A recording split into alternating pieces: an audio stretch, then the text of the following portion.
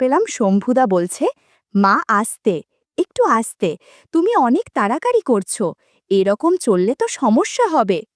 সোমা কাকিমা বলছে, জোরে কথা বলিস না বাবা, উঠে পড়বে, মুখটা এদিকে রাখ। জানালা ফাঁকা দিয়ে দেখার চেষ্টা করলাম, স্পষ্ট দেখতে পেলাম দুজনকে। সোমা কাকিমা জবা ফুল নিয়ে বসে আছে, আর শম্ভুদা জবা ফুল নিয়ে কি যেন করছে। আমার নাম সৌগত ঘোষ, 18 বছর বয়স। সবেমাত্র উচ্চ মাধ্যমিক পরীক্ষা দিয়েছি, রেজাল্ট এখনো পর্যন্ত বেরোয়নি। আমি পড়াশোনায় একেবারে ভালো নই, আমার আর পড়াশোনা হবে না, তাই ভেবে নিয়েছি পরের বছর থেকে পারিবারিক কাপড়ের ব্যবসাতে নেমে পড়ব। আমার ঠাকুরদা মানে বিমলেন্দু ঘোষ, সবাই ওনাকে বিমল বাবু বলেই চেনেন, আমাদের বাড়ির কর্তা। এত বড় ব্যবসাটা ওনারই, গ্রামে ওনার খুব নামডাক রয়েছে। খুব গম্ভীর আর নিয়ম শৃঙ্খলা পরায়ণ মানুষ। ছোটবেলায় খুব দরিদ্রতা দেখেছেন, তাই কোনো কিছু নষ্ট করা বা বাদ দিয়ে দেওয়াটাকে পছন্দ করেন না। বাড়ির যাবতীয় সব সোনা গয়না কিংবা টাকা পয়সা সব কিছুই দাদার আলমারিতে থাকে। আমরা সব নাতি নাতনিরা ঠাকুরদাকে দাদা বলেই ডাকি। এক কথায়, দাদার পারমিশন ছাড়া বাড়িতে একটা পাতাও বাড়ে না। বাড়ির সকলে দাদাকে খুব যেমন ভয় পায়, তেমনি সম্মানও করি।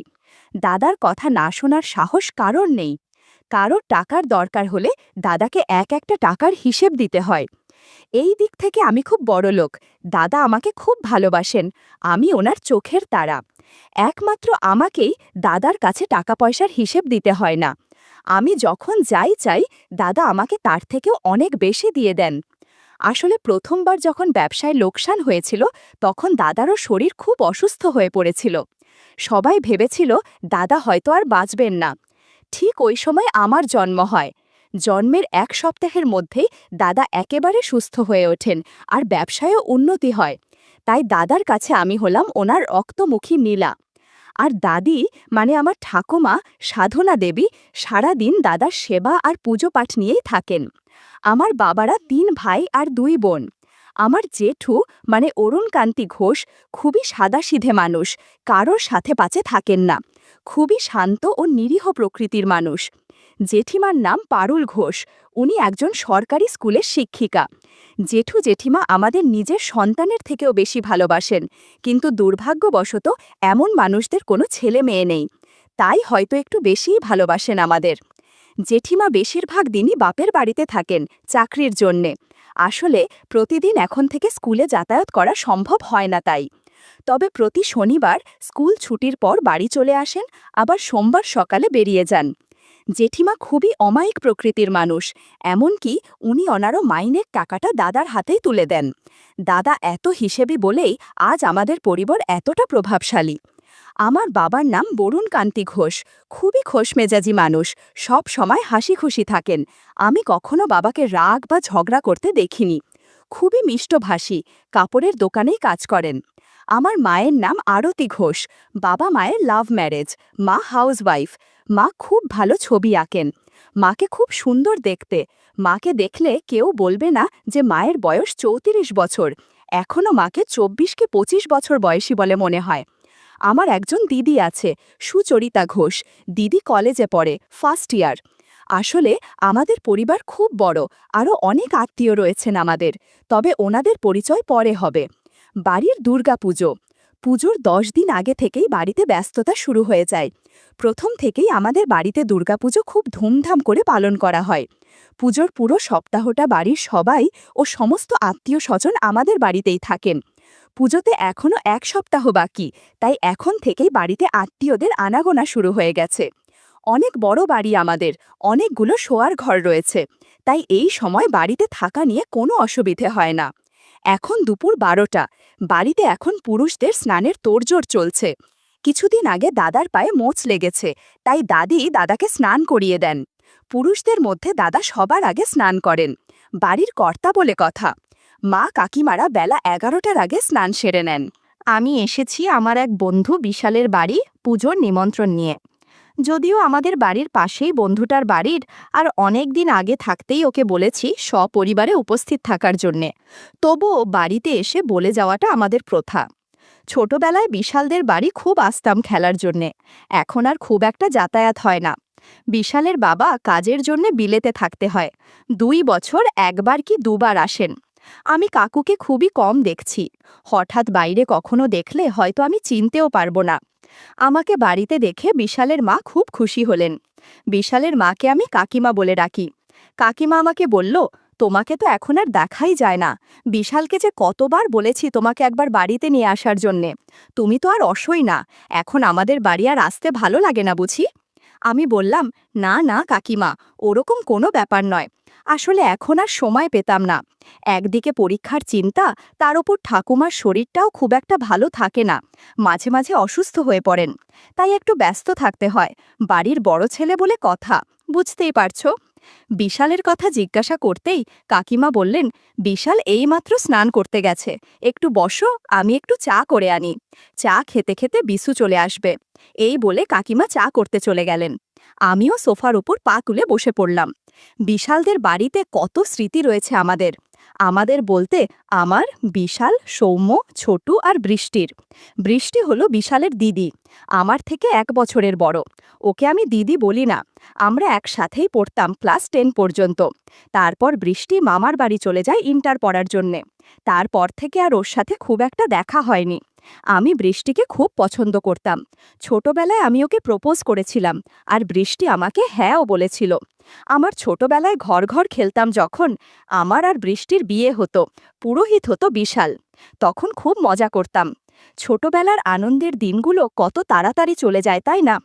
পুরনো দিনের বোকা বোকা কথাগুলো ভাবতে ভাবতে হঠাৎ মুচকি মুচকি হেসে ফেললাম।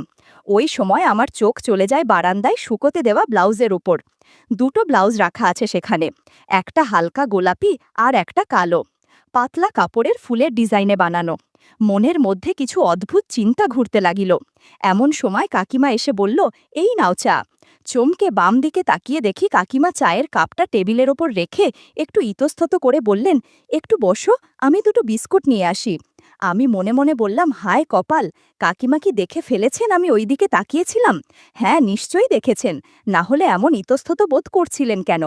হে ভগবান, কাকিমা আমাকে নিয়ে কি ভাবছেন কে জানে। এত 7-5 ভাবছি, তবুও মনটা ইমাজিনেশনের কাকিমার ওই কাপড়ের দিকেই আছে। কাকিমার বিস্কুট আনতে এত দেরি লাগছে, নিশ্চয়ই কাকিমা আমাকে খুব খারাপ ভেবেছেন। কি করব কিছু বুঝতে পারছিলাম না। এমন সময় কাকিমা বিস্কুট নিয়ে এলেন। আমি কাকিমার দিকে একবার তাকিয়ে আবার মুখটা নিচের দিকে করে ফেললাম লজ্জায়। কাকিমার মুখের দিকে কি করে তাকাই?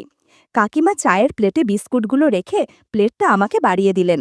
প্লেটটা কাকিমার হাত থেকে নিতে গিয়ে দেখলাম কাকিমার কাছে 2টো জবা ফুল রয়েছে। আমার চোখটা চলে গেল কাকিমার জবা ফুলের দিকে। কি সুন্দর দেখতে ফুলগুলো। কাকিমা একটা আকাশি রঙের শাড়ি আর কালো রঙের একটা ব্লাউজ পরেছিলেন। কাকিমা খুব ফর্সা, যার কারণে কাকিমাকে খুব মানিয়েছে এই পোশাকে। জবা ফুলগুলো আকর্ষণীয় ও খুব সতেজ মনে হচ্ছে। শুধু মনে হচ্ছিল জবা ফুলগুলো স্পর্শ করে দেখলে ভালো লাগবে। একবার যদি সুগন্ধ নেওয়া যেত তাহলে ভালো হতো। এদিকে লক্ষ্য করলাম কাকিমার চুলে শ্যাম্পু করেছে, আর কিছুটা অগোছালো হয়ে আছেন। আর এভাবেই আমার সামনে একটা চেয়ারে বসে পড়লেন। আমি চায়ে চুমুক দিয়ে এখন ওখান দেখছি, মূলত কাকিমার দিকে না তাকানোর চেষ্টা করছি। কিছুক্ষণ সবাই চুপ। নীরবতা ভেঙে কাকিমাই বললেন, আচ্ছা, তোমার ঠাকুরদা কেমন আছেন? শুনেছিলাম নাকি ওনার পায়ে চোট লেগেছিল। এখন পা কেমন আছে? ডাক্তার দেখিয়েছিলেন নাকি? বললাম, তুমি তো জানোই দাদা ডাক্তার দেখাতে পছন্দ করেন না। হাড় ভাঙেনি, সিঁড়ি দিয়ে নামার সময় পায়ে একটু মোচ লেগেছিল। ফুলে গেছে, হাঁটাচলা করতে একটু অসুবিধে হয়, আর কিছু না। আবার কিছুক্ষণ চুপ। এবার আমি বললাম, বৃষ্টি কেমন আছে? ওর পরীক্ষা কেমন হয়েছে? ও কবে আসবে বাড়িতে? কাকিমা বলল, বৃষ্টি ভালো আছে। বলছে তো ওর পরীক্ষা ভালোই হয়েছে। তারপর কি হয় কি জানি। ও তো পুজোতে আসছে আর 3-4 দিন পরেই। কথা বলতে বলতে কাকিমা ভেজা চুলটা খোলে শুকাতে লাগলেন। আঁচলখানা কাঁধ থেকে বাম হাতের কনুইয়ের কাছে চলে এসেছে কাকিমার। একটু অস্বস্তি লাগছিল। কাকিমা কপালে লাল টিপ, চোখে হালকা কাজল পরেছেন। আলতো নিচু করা মুখের ওই মুচকি হাসি আর তির্যক চাউনি আমাকে ভাষাহীন করে ফেলে মুহূর্তের জন্যে। সত্যি, কাকিমাকে আমার অপরূপ সুন্দরী লাগতে শুরু করেছিল ওই মুহূর্তে। আমি বোকার মতো করে কাকিমার দিকে তাকিয়ে রয়েছিলাম। কি বলবো বুঝতে পারছি না। খামখেয়ালিভাবে বারান্দার ওই শুকতে দেয়া ব্লাউজগুলোর দিকে আবার তাকিয়ে ফেলি। কাকিমাও আমার তাকানো অনুসরণ করে বারান্দার দিকে তাকিয়ে বলেন, আচ্ছা বুঝেছি, বলেই কাকিমা মুচকি হেসে ফেলেন। আমি কাকিমার দিকে তাকিয়ে আবার লজ্জা পেয়ে যাই। তবে কাকিমার হাসি দেখে এটুকু বুঝতে পারি যে কাকিমা আর যাই হোক আমার ওপর রাগ করেননি। আমি এতক্ষণ মাথা নিচু করেই বসেছিলাম। এবার কাকিমার দিকে তাকালাম। যা দেখলাম তা হয়তো স্বপ্নেও দেখতে পেতাম না। কাকিমা আমার দিকে কিছুটা এগিয়ে এসেছেন। আমি শুধু মুচকি হাসলাম, কিছু উত্তর দিলাম না। কাকিমার মুখের দিকে তাকালাম। কাকিমা আমার দিকে সন্দেহের দৃষ্টিতে তাকিয়েছিলেন। তারপর একটু হেসে ফেললেন। বুঝলাম প্রশংসাটা কাকিমার ভালো লেগেছে। শাড়ির আঁচলটা এবার ঠিক করে নিয়ে আমার পাশে এসে বসলেন আর বললেন, তোমরা কত তাড়াতাড়ি বড় হয়ে গেলে বুঝতেই পারলাম না। আমার চোখ জবা ফুলের দিকেই রয়েছে। কাকিমা হেসে বললেন, দুষ্টু কথা অনেক হয়েছে, এবার চাটা খাও, ঠান্ডা হয়ে যাবে তো। এই বলে দাঁড়িয়ে পড়লেন। কিছু আগে ভেতর থেকে একটা শব্দ পাচ্ছিলাম। এবার বুঝলাম বিশাল স্নান সেরে বেরিয়ে এসেছে। বিশাল বলল, মা, ওকে খাবার না খাইয়ে পাঠাবে না, আমি কাপড়টা ছেড়ে আসি। এই বলে বিশাল ওপরে চলে গেল। কাকিমা আমার দিকে তাকিয়ে হাসতে হাসতে বলেন, খেয়ে যেও, বাকি কথা পরে হবে। কাকিমা রান্নাঘরে চলে যান খাবার বাড়তে। খাওয়া দাওয়া করে বাড়ি চলে আসি। পঞ্চমীতে বিশালরা আমাদের বাড়ি আসবে। কাকিমার সাথে এই ব্যাপারে একটু গভীর কথা বলা যাবে। খুব উত্তেজিত আমি। বিকাল 4টে বাজে। আজকে আবার পুজোর কেনাকাটা করতেও তো যেতে হবে। বাড়ির মহিলাদের সাথে কাপড় কেনাকাটা করতে যাওয়াটা বড় ভয়ঙ্কর ব্যাপার। তার ওপর আমি একমাত্র পুরুষ যে বাড়িতে আছি। এর মানে আজকে সবার কাপড় বোয়ার দায়িত্ব আমার। মা, কাকিমা, দিদি, ছোট পিসি আর আমি পৌঁছে যাই দোকানে। জেঠিমা কিছুক্ষণ পরেই চলে আসবেন স্কুল থেকে। যাই হোক, কেনাকাটা করে বাড়ি পৌঁছলাম রাত 8:30। তখন দাদা আর শক্তিবাবু বৈঠক ঘরে বসে গল্প করছিলেন। খুব জ্ঞানী ব্যক্তি। যখনই বাড়ি আসেন বাড়ির সকলে ওনাকে হাঁটু গেড়ে প্রণাম করেন। উনি সবাইকে বুকে জড়িয়ে নিয়ে বলেন, শুভম। মা সবার শেষে শক্তিবাবুকে প্রণাম করতে গেছেন। শক্তিবাবু মাকে একটু বেশিক্ষণ আশীর্বাদ করলেন। মাথায় হাত বুলিয়ে দিতে দিতে বললেন, আরতি, কিছুদিন থেকেই লক্ষ্য করছি তোমার মনটা বড় চঞ্চল। মনকে স্থির করো। অনেক দিন তোমার হাতে চা খাইনি, 1 কাপ চা নিয়ে এসো তো দেখি। খেয়াল করলাম মা এতক্ষণ শক্তিবাবুর আশীর্বাদে যেন কোথাও হারিয়ে গেছেন। ঠোঁটের কোণে মিষ্টি হাসি নিয়ে বন্ধ চোখে মা কেমন যেন ঢলে পড়েছেন শক্তিবাবুর ওপর। চমক ভাঙল যখন দাদা বললেন, মেজ বৌমা, ঠাকুরমশায়ের জন্য 1 কাপ চা করে নিয়ে এসো যাও। মা চলে গেলেন। আমিও রুমে চলে এলাম। দরজা খুলতেই দেখি দিদি শুধু লেগিংস পরা রয়েছে। হঠাৎ দরজা খোলার আওয়াজ পেতেই দিদি পেছন ফিরে তাকালো। একটু অপ্রস্তুত হয়ে গেলাম। খেয়াল করলাম দিদির কাছে 2টো গোলাপ ফুল আছে। গোলাপ ফুল এখনও সতেন নুইয়ে পড়েনি। বন্ধুরা, তোমাদের একটা কথা বলি। রাতে আমি দিদির সাথে ঘুমাই। অনেক সময় দিদির অজান্তে ওই গোলাপ ফুল স্পর্শ করে দেখি। যাই হোক, আচমকা ঘরে ঢুকতেই দিদি বলল, তোকে না কতবার বলেছি রুমে ঢোকার আগে দরজায় টোকা দিবি। তুই ইচ্ছে করেই করিস এগুলো, তাই না? বাইরে যা, আমি কাপড় পরি, তারপর তুই আসিস। যা বাইরে। আমি বললাম, বুঝতে পারিনি তুই ছিলি ভেতরে, আমি বাইরে চলে যাচ্ছি। বলেই বাইরে চলে আসলাম। দরজায় টোকা দেওয়ার কথা যে আমি ভুলে যাই তা নয়, আসলে গোলাপ ফুল দেখার জন্যে আর নক না করে সোজা ঘরে ঢুকে পড়ি। বাইরে কিছুক্ষণ অপেক্ষা করার পর দিদি বেরিয়ে গেল। যাওয়ার সময় আমার দিকে কটমট করে দেখে গেল। আমি আর কোনো কথা না বাড়িয়ে রুমের ভেতরে গিয়ে কাপড় পাল্টে নিলাম। বারবার মাথার মধ্যে বিশালের মায়ের কথা আর একটু আগে দিদির কথা ঘোরাঘুরি করতে লাগলো। অদ্ভুত অনুভূতি হচ্ছিল। মনে হলো টিউবওয়েলের পানি ছাড়লে ভালো হবে। আমি জানি দিদি জামা কাপড় কোথায় রাখে। দিদির কিছু বিশেষ কাপড় হাতে নিলাম আর টিউবওয়েলের জল ছেড়ে দিলাম। খেয়াল নেই যে দরজা খোলাই আছে। ইতিমধ্যে সৌম, মানে আমার কাজিন ভাই, ঘরে ঢুকে এসেছে। ওরা এই মাত্র মামাবাড়ি থেকে ফিরেছে। আমি সৌমকে দেখে তাড়াহুড়ো করে দিদির কিছু জিনিস লুকানোর চেষ্টা করলাম, কিন্তু পারলাম না। ও এর মধ্যেই দেখে ফেলেছে। আমাকে দেখে হেসে দিল। আসলে আমরা দুজনেই এক ধরনের। আমি বললাম, সৌম, প্লিজ কাউকে বলিস না, প্লিজ ভাই, না হলে আমি মরে যাব, প্লিজ।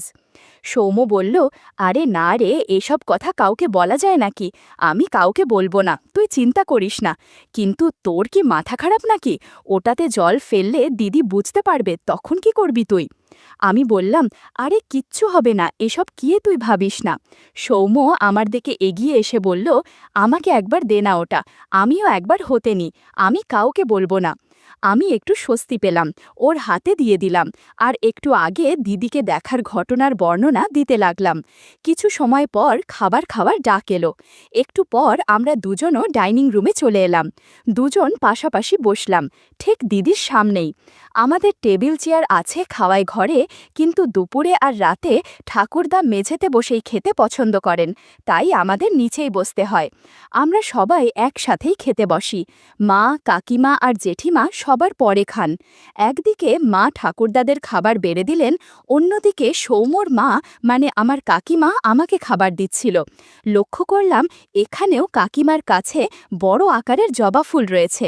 অজান্তেই জবা ফুলের দিকে চোখ চলে যায়, এক দৃষ্টিতে জবা ফুলের দিকে তাকিয়ে আছি। হঠাৎ খেয়াল হলো আমার পাশেই তো বসে আছে সৌম্য। খুব খারাপ হবে যদি ও জানতে পারে যে আমি ওর মায়ের কাছে রাখা জবা ফুলের দিকে তাকিয়ে আছি। চোখ সরিয়ে আনলাম। কাকিমা এবার সৌম্যকে খাবার দিতে গেলেন। তাড়াতাড়ি খাওয়া শেষ করে আবার একবার ভাত নিয়ে আসতে বললাম, কিন্তু এবারে মা ভাত নিয়ে এলো। মনটা খারাপ হয়ে গেল। আমাকে ভাত দেওয়ার পর মা ঠাকুরদাকে ভাত দিতে গেলেন। একবার ঠাকুরদার দিকে এক ঝালক দেখলাম। মা ঠাকুরদাকে ভাত দেওয়ার জন্যে ঝুঁকেছিলেন। আমি স্পষ্ট দেখলাম ঠাকুরদা সোজাসুজি আমার মায়ের দিকেই দেখছেন। আমি ভুল হতেই পারি না, আমি পরিষ্কার দেখছি ঠাকুরদা একবারও চোখ সরাননি। কিছুক্ষণ পরে ঠাকুরদা আবার তরকারি চাইলে যখন মা দিতে আসেন, তখনও দেখি ঠাকুরদা আবার মায়ের দিকেই দেখছেন। কেমন জানি মনে হলো মাও ওটা লক্ষ্য করেছে, কিন্তু তবুও মা ইচ্ছে করেই যেন ঠাকুরদাকে বেশি করে দেখার সুযোগ করে দিচ্ছিলেন। আমার খুব রাগ হচ্ছিল, আবার খুব অদ্ভুত লাগছিল। আমাদের এই বাড়িতে কেউ না কেউ কারোর ওপর দুর্বল। যাই হোক, খাবার শেষ করে রুমে চলে এলাম। দিদি আমার আগেই রাতের খাবার শেষ করে চলে এসেছিল, এখনও ঘুমিয়ে পড়েনি। কাল থেকে সৌম্য আমাদের সাথে ঘুমানোর কথাটা দিদিকে বললাম। দিদি বেশি কিছু বলল না, শুধু ঠিক আছে বলে মোবাইল ঘাঁটতে শুরু করে দিল। 2 ঘন্টা পেরিয়ে গেছে, আমার খুব ঘুম পাচ্ছিল, তবুও আমি জেগেই আছি, শুধু সুযোগের অপেক্ষায়। কিন্তু দুর্ভাগ্য, দিদি মনে হয় আজকে আর আমার আগে ঘুমাবে না। আমারও জেদ চেপেছে। ঘুম কাটানোর জন্যে রুমের বাইরে টহল দিতে বেরিয়ে এলাম। ঠাকুরদার রুমে আলো জ্বলছে। এখন ঠাকুমা ঠাকুরদার হাতে পায়ে তেল দিয়ে মালিশ করছে। বাবা আর মা ঘুমিয়ে পড়েছে। রুমের আলো বন্ধ, কোনো সাড়া নেই। বাড়ির প্রায় সবাই ঘুমিয়ে পড়েছে। বারান্দায় এসে দাঁড়ালাম। সামনে শম্ভুদার রুমে আলো জ্বলছে মনে হয়। ভরত কাকু, সোমা কাকিমা আর শম্ভুদা আমাদের বাড়ির সামনের গেস্ট হাউসে থাকেন। শম্ভুদা প্রতিদিনই অনেক রাত পর্যন্ত জেগে থাকে। বাড়িতে মনে হয় সবার শেষেই শম্ভুদা ঘুমাতে যায়। ভাবলাম দিদির ঘুমাতে ঘুমাতে আমি শম্ভুদার সাথে একটু গল্প করে আসি। এদিকে ভরত কাকুর নাক ডাকার আওয়াজ পেলাম। অঘোর ঘুমে মগ্ন আছে। ভরত কাকু খুব জোরে নাক ডাকে। আমাদের বাড়ি থেকেও ওনার নাক ডাকার আওয়াজ শোনা যায়। শম্ভুদার রুমের কাছাকাছি এসে পৌঁছাতে ফিসফিস করে কথা বলার আওয়াজ শুনতে পেলাম। শম্ভুদা আর সোমা কাকিমা কথা বলছে। আরও কাছে আসতে পরিষ্কার শুনতে পেলাম। শম্ভুদা বলছে, মা আস্তে, একটু আস্তে, তুমি অনেক তাড়াতাড়ি করছো, এরকম চললে তো সমস্যা হবে। সোমা কাকিমা বলছে, জোরে কথা বলিস না, বাবা উঠে পড়বে, মুখটা এদিকে রাখ। জানালা ফাঁকা দিয়ে দেখার চেষ্টা করলাম। স্পষ্ট দেখতে পেলাম দুজনকে। সোমা কাকিমা জবা ফুল নিয়ে বসে আছে, আর শম্ভুদা জবা ফুল নিয়ে কী যেন করছে। এদিকে সোমা কাকিমা শম্ভুদার থেকে একটা লাঠি নিয়ে অদ্ভুত আচরণ করছে। একটু পর লাঠি নিয়ে ইঁদুরের ঘরে দিয়ে দিল। আমি শুধু অবাক হয়ে দেখছিলাম তারা কি করে। মনে হচ্ছিল তাদের গিয়ে সাহায্য করি, কিন্তু গেলাম না, ওভাবেই দাঁড়িয়ে রইলাম। মনে সাহস জুগিয়ে দরজার সামনে টোকা দিলাম। সাথে সাথেই ভেতর থেকে ধরপড় করার আওয়াজ শুনতে পেলাম। বুঝতে পারছি সোমা কাকিমা তাড়াতাড়ি ঘর গোছানোর চেষ্টা করছে।